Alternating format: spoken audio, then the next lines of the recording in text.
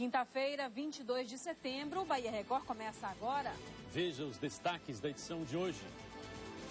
Fatalidade. Trabalhador tem os pés decepados em queda de elevador em um edifício garagem no centro da capital. Sofrimento que ele tá, né? Com a fé em Deus.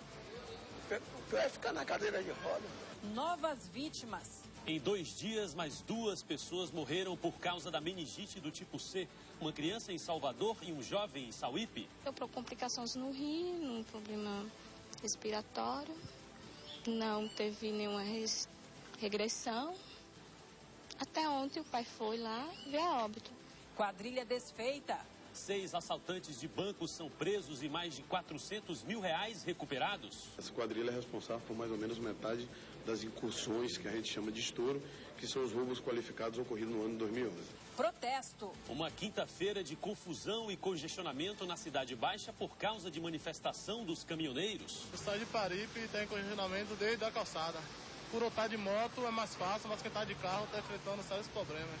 Tem também o futebol. Bahia vence mais uma e se afasta da zona de rebaixamento. Joel agora já tá com o time na mão, já daqui pra frente agora é só alegria. Bahia! Já o Vitória, na briga pelo G4, tem jogo difícil contra o Sport fora de casa. Agora no Bahia Record.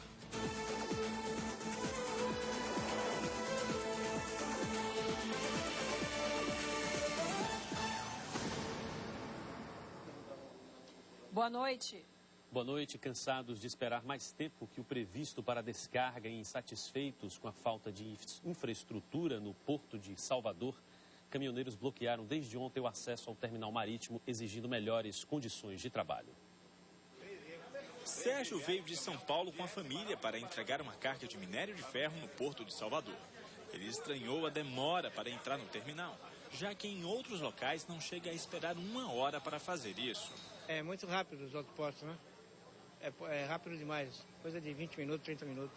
Segundo os caminhoneiros, a demora para descarregar no terminal portuário de Salvador pode durar até mais de 1 dia. O prazo seria 120 minutos para descarregar ou carregar e a gente leva de 15 a 27 horas para carregar ou descarregar. Aí o que acontece? A gente deveria, o tempo que a gente deveria estar em casa curtindo com a nossa família, dando atenção aos nossos filhos, a gente fica perdendo tempo aqui. A categoria reclama de falta de estrutura para aguardar por tanto tempo. Um bebedouro para água gelada nós não temos, uma lanchonete também não existe, pavimentação e esgoto, tudo a céu aberto aqui. E a gente fica a mercê, cansado e explorado por eles aqui, passando noite sem dormir praticamente, aguardando. Além da demora, problemas com a segurança foram um estopim para o protesto, que começou na noite desta quarta-feira, quando a guarda portuária se recusou a pegar com os motoristas as etiquetas de liberação das cargas. Revoltados, os caminhoneiros impediram o acesso de outros veículos ao terminal. Hoje de manhã, a situação continuava a mesma. Com o bloqueio, as carretas tiveram de ficar enfileiradas e na rua. A consequência, um longo congestionamento que atrapalhou o trânsito na região e nos bairros vizinhos. O estado de Paripe tem congestionamento desde a calçada. Por estar de moto é mais fácil, mas quem está de carro está enfrentando sérios problemas.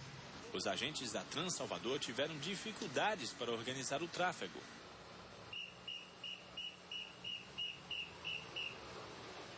Representantes dos caminhoneiros se reuniram a portas fechadas com o diretor de infraestrutura da companhia responsável pela administração do terminal. Independente da solução e acostumado com a agilidade em outros portos, Sérgio tomou uma decisão. Volta para São Paulo. Não volta mais aqui? Não. A assessoria da Codeba informou que está agendada para amanhã, às 9 da manhã, uma reunião entre representantes da companhia e do Sindicato dos Caminhoneiros. É importante registrar que também por falta de infraestrutura, o Porto de Aratu foi interditado ontem pela Superintendência Regional do Trabalho e Emprego. De acordo com o órgão, o terminal não apresenta segurança para os trabalhadores. O porto só deve voltar a funcionar quando os problemas apontados pela superintendência forem resolvidos. A polícia apresentou hoje na sede da Secretaria de Segurança Pública em Salvador 6 integrantes de uma quadrilha de assaltantes de banco. Com eles foram apreendidos grande quantia em dinheiro e armamento pesado.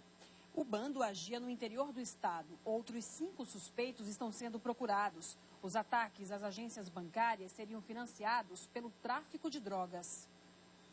Ana Cláudia Ribeiro dos Santos, Josineide Jesus, Denis Cortes Campos, Walter Pereira Carvalho Júnior, Wanderson Ferreira dos Santos e Adailson Souza Lima, o Roceirinho, apontado como líder da quadrilha, são acusados de assaltar uma agência bancária do município de Boa Nova, a cerca de 480 quilômetros da capital, no sudoeste do estado, no dia 29 de agosto.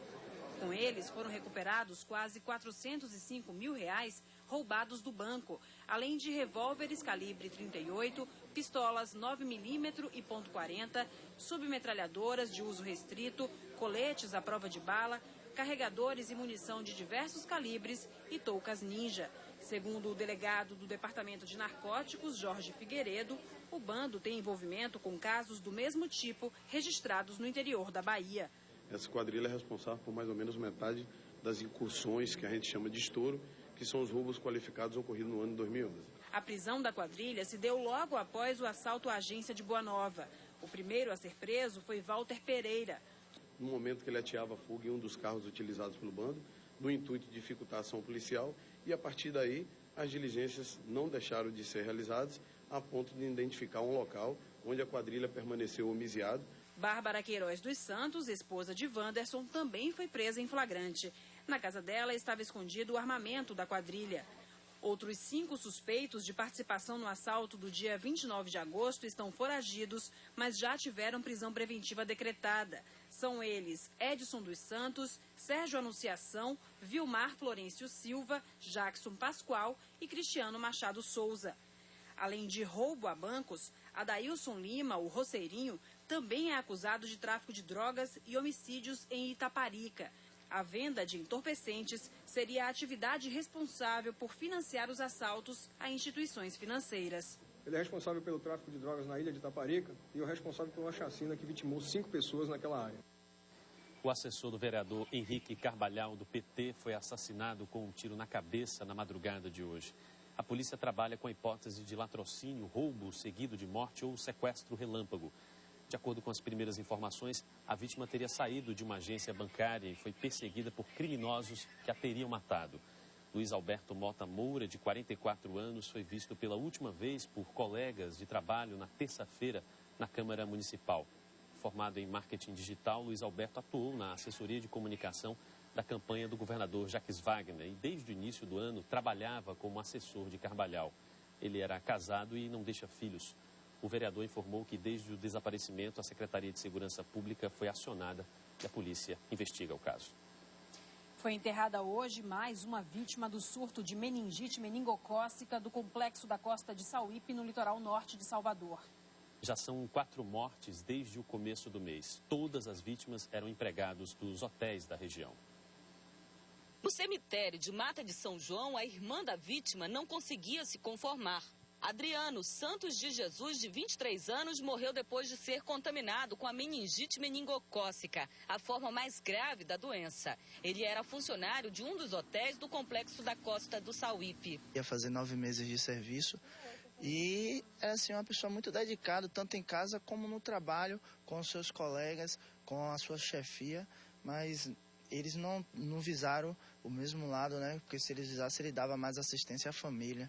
De acordo com a esposa dele, os sintomas da doença, como dores no corpo e febre, apareceram no dia 8 de setembro. Mas só no dia seguinte, Adriano foi diagnosticado com meningite. Deu para complicações no rim, um problema respiratório. Não teve nenhuma regressão. Até ontem o pai foi lá ver a óbito. Aí o pai dele disse que ele estava, a médica disse que ele estava com morte cerebral.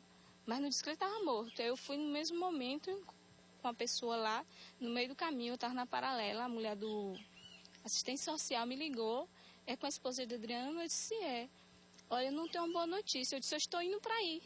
Ele acabou de falecer.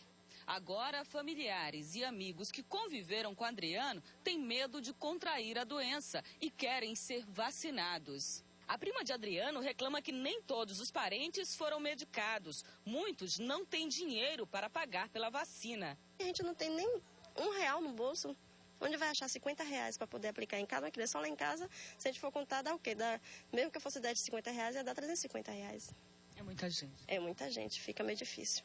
Adriano foi a 4ª vítima da meningite entre funcionários da Costa do Sauípe. De acordo com a vigilância epidemiológica, até agora, no local, 7 pessoas foram infectadas. O surto de meningite no complexo hoteleiro foi confirmado no dia 12 de setembro. Uma pessoa continua internada no Hospital Couto Maia, em Salvador. Em Mata de São João, onde Adriano morava, os moradores estão assustados. Algumas pessoas pagaram R$50 pela vacina. Foi o que fez Dona Edna. Que tira de onde não tem para poder pagar, para poder tomar, né? Porque, como ela disse lá, que a gente tem ou toma ou morre. Jacinalva também pagou pela vacina, mas ainda tem dúvidas se está realmente imunizada. Uns falam que não é a injeção apropriada para tomar. Outros falam que é, a gente não sabe. Estamos em dúvida.